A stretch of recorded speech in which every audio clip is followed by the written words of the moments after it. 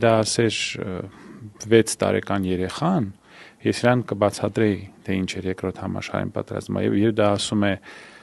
ասենք 35 տարեկան տղամարդ, ես չգիտեմ դա ինչպես բացատրել։ 44 օրվա պատերազմի այդ խայտարակությունը հերիք չէր, պետք էր մի անգամ էր խայտարակվել, ես չեմ հասկանում, սա ինչ է։ Նախ Գերմանիան պլաններ ուներ Կովկասը գրալուց հետո այստեղ կազմակերպել Գերմանիայի վարչություն, գերմանական վարչություն, դա կոչվում էր Կովկաս Ռայխսկոմիսարիատ, բայց դրան գործը չէր հասնում, քանի որ հենց պատերազմի սկզբից Գերմանիան սադրում էր Թուրքիային, որ Թուրքիան հարձակվեր Սովետական միության վրա, որը համարյա անխուսափելի կդարձներ, օրինակ Ստալինգրադի անկումը, որտեվ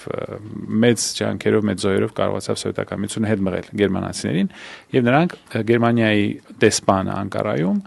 Թուրքերին առաջարկում էր հարձակվել Սովետական միության վրա եւ միավորել բոլոր թուրքախոս ժողովուրդներին։